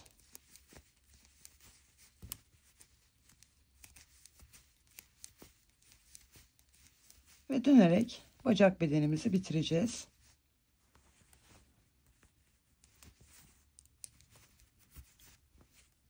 Yani tıpkı bedenimizde olduğu gibi arkadaşlar dönerek örüyoruz. Yine bakın burada da haroşa ilmeklerim var. Haroşa ilmeklerimi düz sıram olduğu için düz olarak ördüm. Şimdi bakın arkadaşlar, burada düz haroşalarımın olduğu yere geldim. Yani burası başlangıç bitiş noktası. Ayraç takabilirsiniz. Aslında gerek yok ama arkadaşlar görünüyor. Siz yine de takın. Burada biliyorsunuz 5 tane ilmeğimiz vardı. Haroşa ördüğümüz. Ters sıramıza geçtiğimiz için bu 5 tane haroşamızı ters olarak örüyoruz. Yine arkadaşlar modelimizi uygulayarak devam edeceğiz. 2 tersimiz var. Ters örüyoruz. 8 düz. Bu arada ilmekleri de sayın arkadaşlar. Buradan birleştirdiğimde kaç tane ilmek olmuş sayın onları. Karşılaştırın. 8 tane düzümü ördüm. Yine 8 düz ilmeğimizin kenarında da yine 2 tane ters ilmeğimiz var. Bu 2 ilmeğimizi de ters olarak örüyoruz. Arkadaşlar bu şekilde dönerek modelimizi uygulayarak devam edeceğiz. A kısmından sonra 12 santimetre uzunluğa gelene kadar modelimizi uygulayarak örelim. Ben ölçümü tamamladığımda yine kaç sıra örmüştüm sizlerle paylaşacağım. Şimdi tamamlayayım arkadaşlar. Daha sonra birlikte devam edelim. Evet arkadaşlar, A kısmından itibaren 12 santimetre uzunluğa gelene kadar bacak bedenimi modelimi uygulayarak ördüm. Toplamda arkadaşlar tam halka sıralarının içini sayıyorum. Bakın tam olan halkadan başlıyorum. 1, 2, 3, 4, 5, 6, 7, 8. 8 tane tam halka ördüm. Şimdi lastik kısmımızı öreceğiz ama eksiltmelerimiz olacak. Onu birlikte yapacağız. Lastik örgümüzü 1 numara küçük şiş öreceğiz arkadaşlar. Yani 4,5 numara şiş aldım elime. İlk 2 ilmeğimi birlikte alarak düz olarak örüyorum. Bir tane düz ördüm. Hem keseceğiz hem de lastiğimizin ilk sırasını öreceğiz. Tersimi normal ördüm. Düzümü 2 ilmeği birlikte alarak kesip düz olarak ördüm. Tersi ters örüyorum. Düzü 2 ilmeği birlikte alarak kesip düz olarak örüyorum. Tersi ters ördüm. Düzü 2 ilmeği birlikte alarak kestim. Ters örüyorum. Düz 2 ilmeği birlikte alarak kesiyorum. Ters örüyorum. Düz 2 ilmeği birlikte alarak kesiyorum. Ters örüyorum ve bir tane düz örüyorum. Son düz ilmeği arkadaşlar dikkat ederseniz kesmedim. Şimdi en son düz ördüğüm için ters ilmekle devam ediyorum. Tersimi örüyorum. Düz 2 ilmeği birlikte alarak kesiyorum. Tersimi ördüm. Düz 2 ilmeği birlikte alarak kestim. Tekrar tersimi örüyorum. 2 ilmeği birlikte alarak kestim. Tersimi örüyorum. 2 ilmeği birlikte alarak kestim. Tersimi örüyorum. 2 ilmeği birlikte alarak kestim ve düz olarak ördüm. Son olarak tersimi örüyorum. Evet arkadaşlar, lastik örgümüzün kesimlerini yaptık. Aynı zamanda birinci turumuzu da lastik örgü olarak tamamlamış olduk. Klasik bir ters bir düz lastik örgü olarak dönerek devam edeceğiz. 5 santimetre uzunluğa gelene kadar arkadaşlar 12 sıra falan yapıyor. Yani 12 sıra ördükten sonra ilmeklerinizi ister ikişer ikişer alarak kesin, isterseniz örerek kesme tekniğiyle kesin, fark etmez. İlmeklerinizi kapatın arkadaşlar. Daha sonra kol bedenimizle devam edelim. Evet arkadaşlar, şimdi kol bedenimizle devam edeceğiz. İpimizi söküp ilmeklerimizin tamamını şişimizin üzerine alalım. Evet arkadaşlar, kol bedenime ait ilmeklerimi şişimin üzerine topladım. Şimdi orta noktadan 2 tane ilmek alacağım. Önce bu taraftan alacağım, daha sonra diğer taraftan alacağım. Birinci ilmeğimi aldım. İkinci ilmeğimi aldım. Şimdi şişimdeki ilmekle birlikte dönerek öreceğim arkadaşlar. Yine haroşa öreceğimiz için bir sıra düz, bir sıra ters olarak öreceğiz. Yani tersin üzerine düz gelecek bir turda. Bir sonraki turda da düzün üzerine ters gelecek.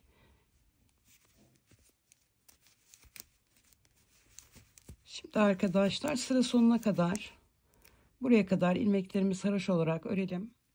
Sıra sonuna kadar ilmeklerimi haroşa olarak ördüm. 2 tane ilmek de arkadaşlar buradan alacağım. 1 ve 2. Evet arkadaşlar, kol altından ilmeklerimizi topladık. 2 tane bu tarafa, 2 tane diğer tarafa ilmek verdik. Yani 4 tane ilmek artırmış olduk. Hatırlarsanız beden ayrımlarımızı yaparken kol bedenimize ait 23 tane ilmeğimizi tığımızda toplamıştık. Şimdi 4 tane artış yaptığımız için toplam şişimizde kol bedenimize ait şu an 27 tane ilmeğimiz oldu. Herhangi bir artırma ya da eksiltme işlemi yapmadan dönerek arkadaşlar haroşa örgülerle kol altından itibaren 10 santimetre uzunluğa gelene kadar haroşalarımızı öreceğiz. Daha sonra arkadaşlar lastik örgüye geçeceğiz.